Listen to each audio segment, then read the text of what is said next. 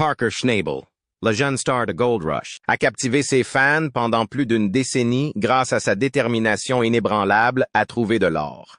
Mais en coulisses, Parker a dû faire face à des difficultés personnelles et professionnelles tragiques que de nombreux fans ne connaissent peut-être pas.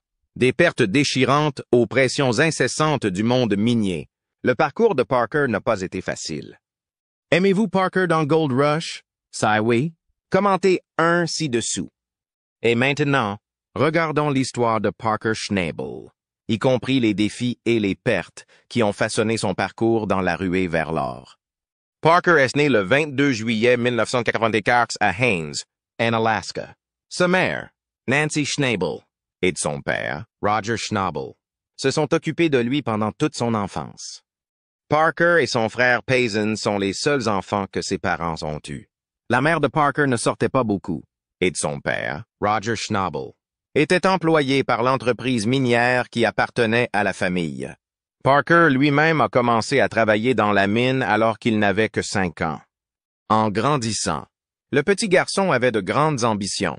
L'extraction de l'or fait déjà partie des activités de sa famille. Lorsqu'il était encore un petit garçon, son grand-père, fondateur de la Big Nugget Mine Company, lui avait appris à utiliser de gros engins de chantier. C'est ainsi qu'il s'est mis en tête d'aller à l'université et de se spécialiser dans l'exploitation minière.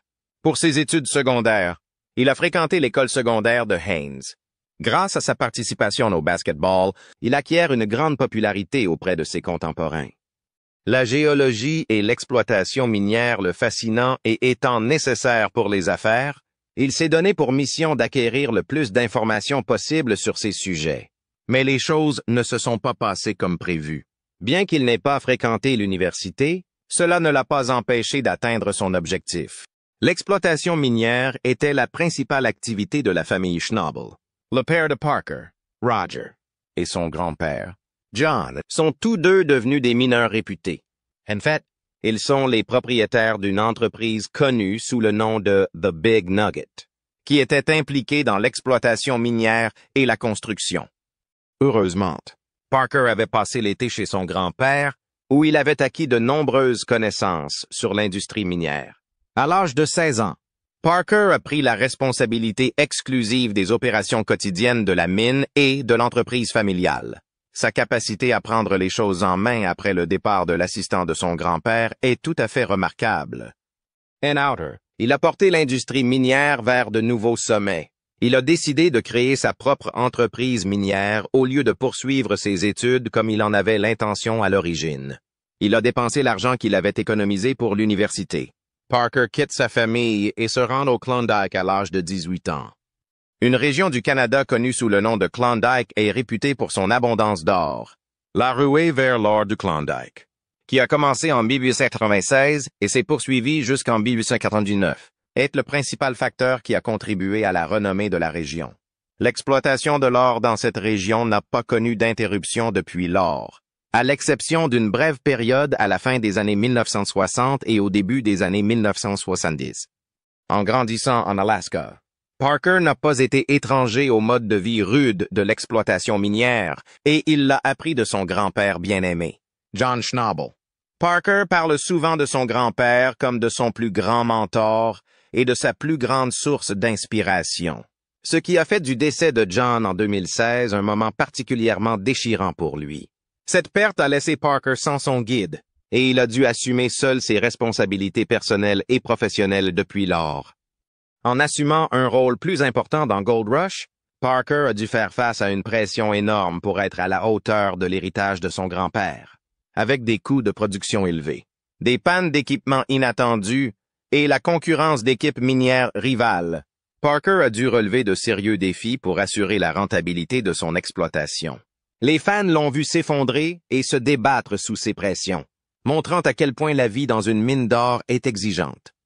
Le dévouement de Parker à l'exploitation minière s'est accompagné de sacrifices dans sa vie personnelle. Sa relation à long terme avec Ashley Yule, qui l'a rejoint dans l'émission, a fini par prendre fin, en partie à cause de l'intense concentration que Parker met dans son travail. Il a même admis dans des interviews que l'obsession de l'extraction de l'or avait fait des ravages dans ses relations. et qu'il lui était difficile de trouver l'équilibre et le bonheur en dehors de l'entreprise. Au cours de sa première saison au Klondike, Parker a découvert un nombre incroyable de 1029 onces d'or, d'une valeur estimée à plus de 1,4 million de dollars. Au fil du temps, il devient évident que le jeune homme possède un talent que beaucoup de mineurs plus expérimentés admirent, la capacité de localiser des matières précieuses. Il loue un terrain à Tony Beats, un producteur d'or bien connu pour son travail légendaire. Parker a un talent naturel à l'âge de 24 ans. Il a extrait de l'or pour une valeur de plus de 13 millions de dollars. Parker a finalement obtenu son diplôme universitaire, bien qu'il ait choisi de le faire quelques années après sa sortie de l'université. L'extraction de l'or et l'investissement dans d'autres mines d'or sont deux autres activités qui l'ont occupé pendant ses études.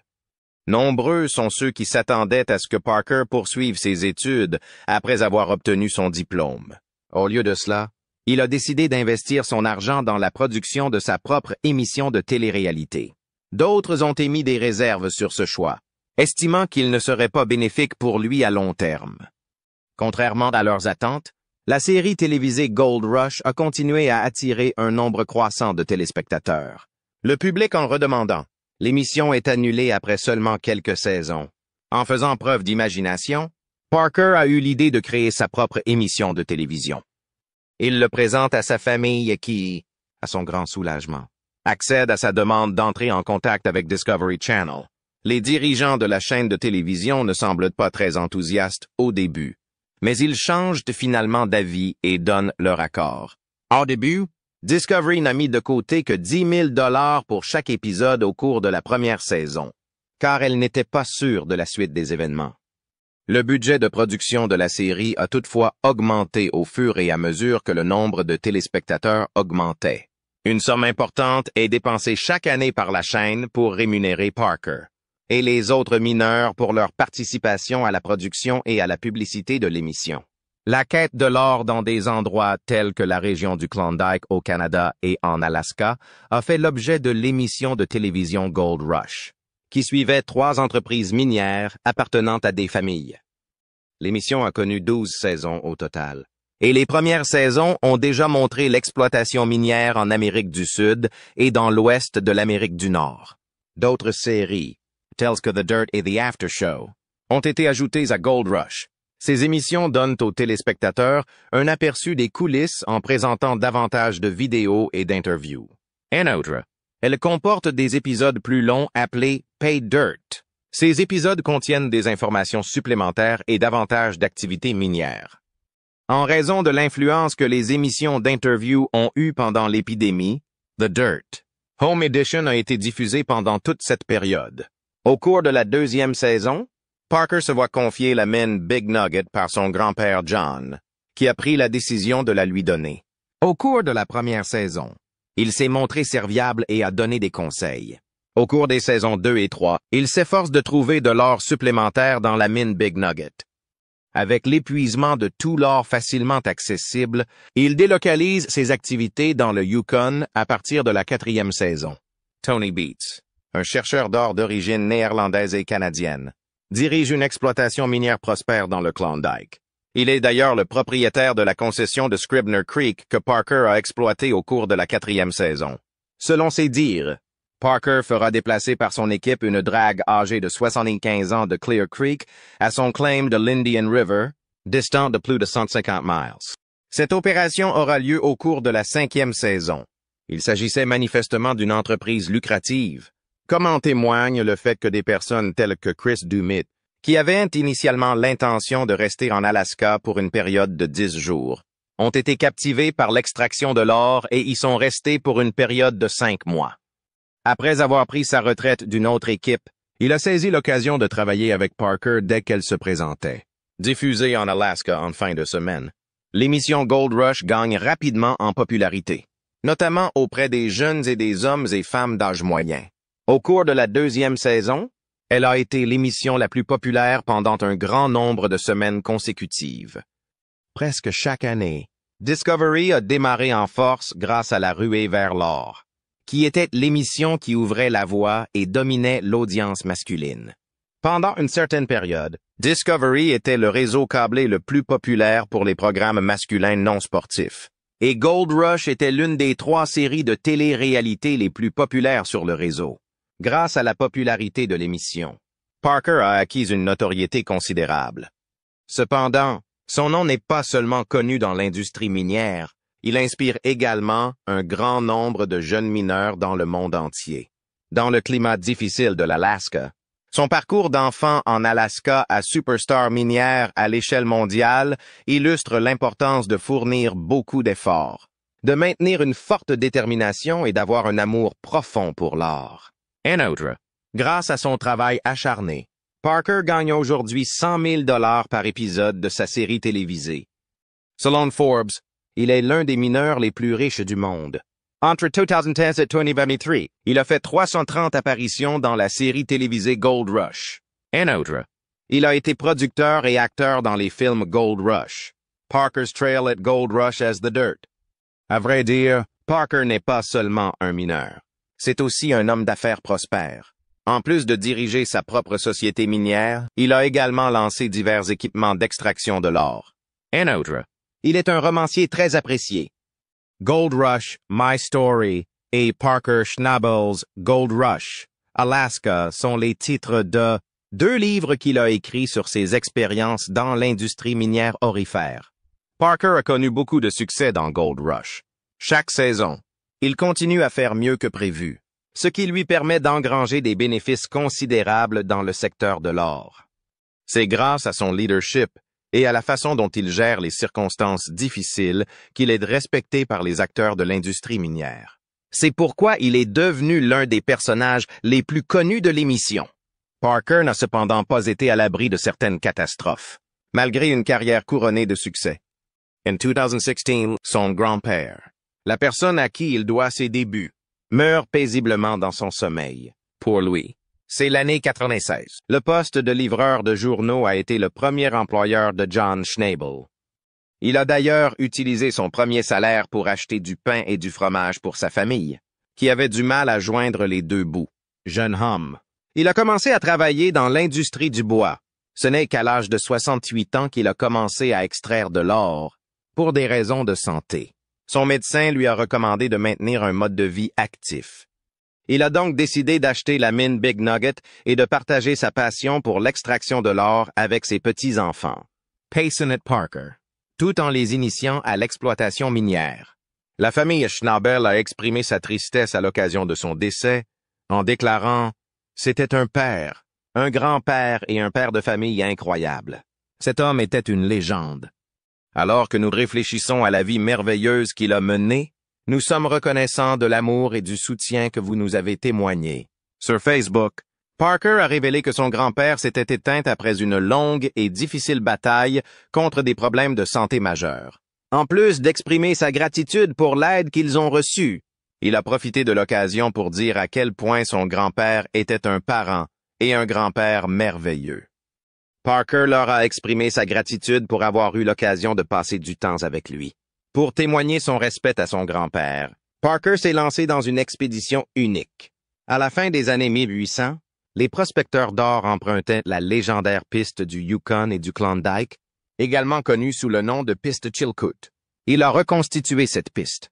Afin de se sentir plus proche de son grand-père et de la période historique dans laquelle il a vécu, Parker a voulu faire l'expérience de ce que les mineurs ont vécu.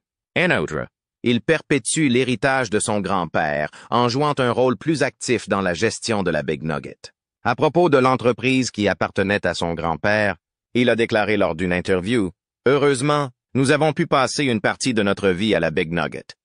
Heureusement, nous avons pu passer beaucoup d'années heureuses ensemble, et je me suis efforcé de garder une attitude positive et d'en être conscient.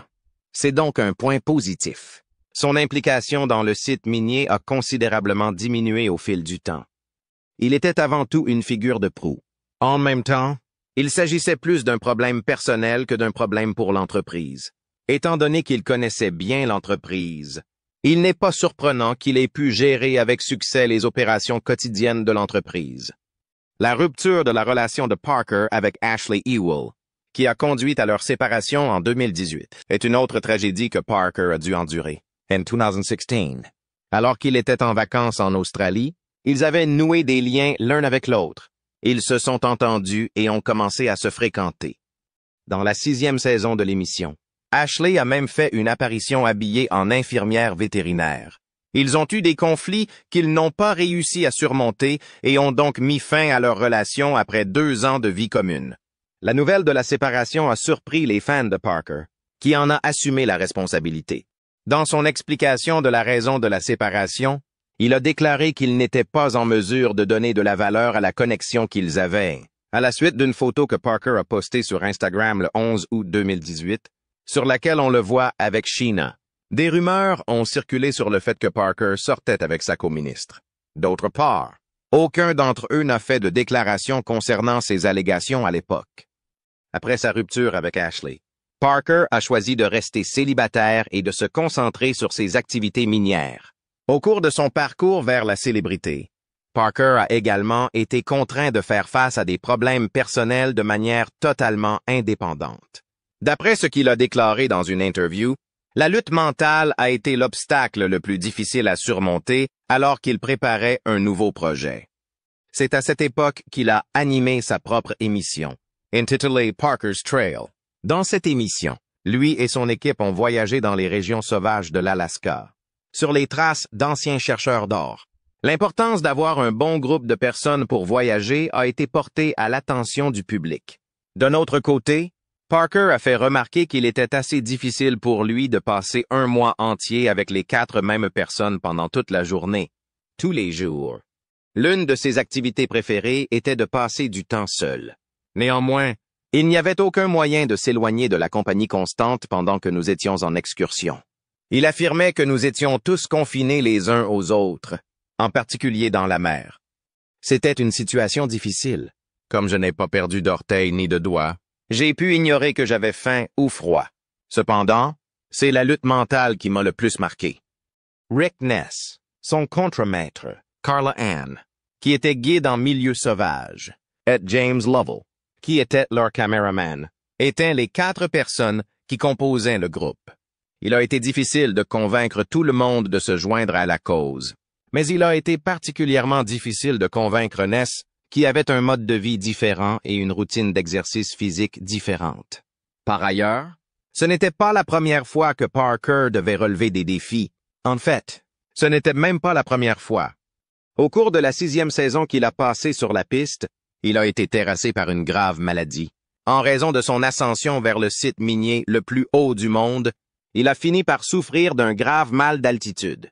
Selon un article publié sur TikTok par Discovery, si vous montez à une altitude de plus de 8000 pieds à une vitesse trop rapide, vous risquez de souffrir du mal des montagnes. En raison de la gravité de son mal, Parker a été contraint de s'administrer une perfusion intraveineuse pendant son voyage en Amérique du Sud. Selon une partie de la piste de Gold Rush Parker, Parker ressentait des nausées et des vomissements, et toute son équipe était très inquiète à son sujet. Cette information était accessible au public. Les téléspectateurs de l'émission ont fait part de leurs vœux et de leurs prières pour un prompt rétablissement de Parker dans les commentaires du site web de l'émission. Au cours de la crise, le médecin traitant a dû adresser un avertissement au groupe, indiquant qu'il annulerait le voyage si Parker ne présentait aucun signe d'amélioration. Néanmoins, l'équipage de la ruée vers l'or a repris son voyage tout au long de la journée.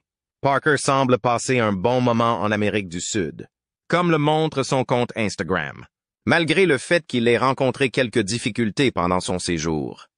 Le voyage le plus extraordinaire qui ait jamais été entrepris ferait ses débuts le mois suivant. A-t-il révélé? La Terre, les gens et l'or étaient tous fantastiques, même si le voyage a été difficile. Pendant leur séjour en Amérique du Sud, les membres de l'équipe sont également descendus dans une mine souterraine et l'ont parcourue. Parker a fait remarquer que cette entreprise semblait provenir d'un autre univers, ce qui indique qu'il s'agissait d'une entreprise très risquée. En pénétrant dans la jungle sud-américaine, Parker et son équipe ont été confrontés à un autre défi difficile à relever. Dans sa déclaration, il a fait référence à la chaleur et au climat rigoureux de la jungle, indiquant qu'il y a des éléments qui peuvent potentiellement vous conduire à des blessures ou peut-être à la mort. En outre, il n'a pas pris beaucoup de mesures supplémentaires. malgré le fait qu'il y avait un risque.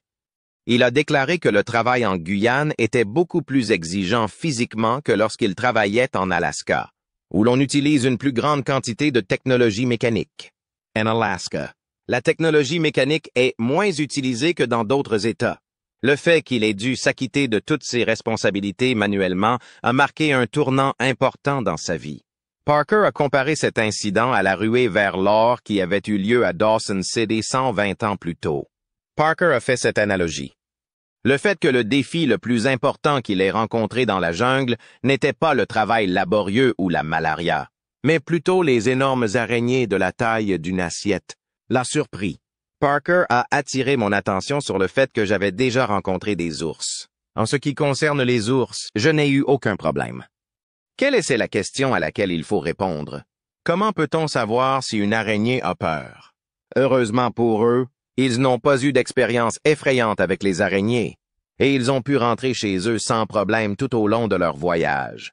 Malgré cela, l'entreprise s'est soudain trouvée confrontée à une activité concurrentielle importante. Au cours de la 13e saison, dont la diffusion a débuté en 2022, Parker a dû faire face à une concurrence intense de la part d'autres mineurs qui cherchaient des possibilités d'exploitation de l'or. Un autre mineur est à la recherche de perspectives aurifères. Bien qu'il y ait beaucoup de concurrence, il a affirmé qu'il n'était pas du tout gêné par quoi que ce soit. Il a fait référence aux difficultés que rencontrent un grand nombre de personnes. Mais il a insisté sur la résilience de son équipe pour surmonter ces défis. Pour une raison ou une autre, tout va mal dans le monde. Lorsqu'il s'agit de surmonter les obstacles posés par la bureaucratie, Tony Beats éprouve des difficultés. Fred est susceptible de rencontrer des difficultés en raison de son manque de compétences dans le domaine. Une richesse. D'après les spéculations, il ne reviendra même pas. Nous sommes toujours présents, malgré le fait qu'un grand nombre d'individus soient entrés et sortis de l'endroit. Il n'était pas inattendu que tout semble s'effondrer en raison de la rivalité féroce, du coût élevé du carburant, des problèmes d'approvisionnement et du faible prix de l'or. Tous ces facteurs ont contribué à la situation. Lorsque nous sommes arrivés à ce moment-là, l'atmosphère était plutôt tendue. En outre, de nombreux membres de l'équipage ayant participé à la ruée vers l'or connaissaient des difficultés financières et avaient besoin de chaque once d'or qu'ils pouvaient trouver pour payer leurs obligations financières. Parker n'a pas l'intention de céder, bien qu'il doive également s'occuper de sa famille. Il est déterminé à conserver son indépendance. Il lui a fallu décider s'il devait réduire l'étendue de ses activités ou prendre un risque énorme en dépensant des millions de dollars pour acquérir de nouvelles propriétés à exploiter. Les fans ont pu constater que Parker ne possède pas un grand nombre de voitures ou de maisons de luxe. C'est une chose que les adeptes ont pu remarquer. En outre, il ne suit pas le style de vie typique d'un millionnaire, qui est actuellement considéré comme plutôt à la mode. Parker a d'abord répondu par l'affirmative lorsqu'on l'a interrogé sur la manière dont il dépense son argent. Cependant, malgré le fait que nous ayons pu générer un peu d'argent tout au long de cette saison, celui-ci s'évanouit rapidement. Plus précisément, je fais référence au fait que nous sommes en train d'acquérir de nouvelles machines afin d'améliorer nos opérations. Bien qu'il ait été dit qu'il avait acquis une maison de rêve en Alaska, une magnifique maison valant plus de 950 000 $ et dotée de tous les équipements les plus récents. Il a refusé l'offre. Le manoir se trouvait en Alaska. En outre, un certain nombre de personnes affirment qu'il est propriétaire d'une résidence à Porcupine Creek, en Alaska, qui aurait une surface habitable de plus de 2000 pieds carrés, 3 chambres à coucher et 2 salles de bain. Il a acquis cette résidence au prix de 1,7 million de dollars. Parker a répondu, « La meilleure partie de cette BS, c'est que je n'ai aucune maison nulle part. » En réponse à la question de savoir s'il avait ou non déjà acquis un bien immobilier, voici ce qu'il a déclaré. « Cependant, je ne possède pas de maison. Je ne possède pas de yacht, de belles voitures ou de belles maisons. Je n'ai rien de tout cela. En revanche, je dispose d'un bac à sable assez grand et coûteux pour jouer. » Malgré cela, il n'y a pas beaucoup de gens qui partagent cette croyance. Et pourquoi les blâmerait-on de ne pas le faire? Parker est aujourd'hui en mesure de mener une vie confortable et de faire des investissements. Intelligent en dehors du secteur minier grâce à l'argent considérable qu'il a gagné grâce à l'exploitation de l'or. L'exploitation de l'or lui a apporté une richesse considérable. Bien que nous ne connaissions pas tous les faits concernant sa richesse personnelle, il est indéniable qu'il est capable de gérer efficacement ses fonds sur une longue période. Il est difficile pour Parker de convaincre qu'il n'a pas acquis de propriété pour lui ou sa famille depuis qu'il est millionnaire. En effet, Parker dispose de beaucoup d'argent. Tout au long de sa vie, il est évident que Parker vit en accord avec un certain nombre de valeurs. Lors d'une précédente interview, il avait déclaré « Je ne prends pas le temps de rester en contact avec mes amis du lycée ». Il a maintenant changé d'avis à ce sujet. Un autre, il s'est avoué à lui-même qu'il était une personne solitaire. L'été de cette année a été très chargé. Pour dire les choses simplement. C'est sans aucun doute un inconvénient que l'on ne peut ignorer. Non seulement je suis passé à autre chose, mais tous les hommes que je fréquentais sont également passés à autre chose. Et je n'ai plus vraiment le temps de les suivre. Je suis passé à autre chose. C'est très logique. D'un autre côté, je m'engage dans des activités que j'aime. Si je devais deviner, je dirais que c'est ce que vous êtes prêt à concéder. Ayant récemment terminé la 14e saison de Gold Rush, Parker a accompli un grand triomphe à la fin de la saison. Dans la 7e saison de Parker's Trail, qui est actuellement diffusée, le protagoniste poursuit sa recherche d'or en Amérique du Sud. Il est confronté à de nombreux défis en cours de route. Bien qu'il ait été confronté à la neige, à des situations d'urgence et aux Indiens par le passé, il reste inébranlable dans sa détermination à poursuivre l'extraction de l'or. Dans un avenir proche, le début de la nouvelle saison se déroulera au Brésil. Alors que Parker poursuit sa mission en Amérique du Sud pour trouver de l'or, les fans peuvent s'attendre à ce qu'il rencontre d'autres défis et situations à la fois excitantes et stimulantes. Le parcours du petit enfant à l'époque de la ruée vers l'or illustre les avantages que l'on peut tirer de l'endurance, du travail acharné et de la détermination, ainsi que de la poursuite de ses rêves en dépit de difficultés importantes, depuis ses débuts, alors qu'il apprenait les ficelles du métier auprès de son grand-père. Il est finalement devenu une personne connue dans le secteur de l'extraction de l'or. Son grand-père l'a mis sur la bonne voie. Le fait qu'il soit capable de s'imposer en dépit de l'adversité, qu'il s'agisse de problèmes de santé, de pertes personnelles ou des réalités brutales du secteur minier, témoigne de sa ténacité inébranlable et de son dévouement inébranlable à sa vocation. Non seulement Parker continue d'être une source d'inspiration pour les personnes qui aspirent à devenir mineurs, mais il est aussi le symbole d'un accomplissement qui est le fruit de la persévérance et du dévouement. Malgré toutes les difficultés qu'il a rencontrées, Parker continue à aller de l'avant, faisant des sacrifices que la plupart d'entre nous trouveraient inimaginables. Sa résilience et son dévouement à l'exploitation minière ont inspiré des millions de personnes, prouvant qu'il est prêt à affronter n'importe quel obstacle pour poursuivre ses rêves. Si le parcours de Parker vous a ému, faites-le nous savoir dans les commentaires. Et n'oubliez pas de vous abonner pour recevoir d'autres informations sur les stars de la ruée vers l'or et leurs histoires incroyables.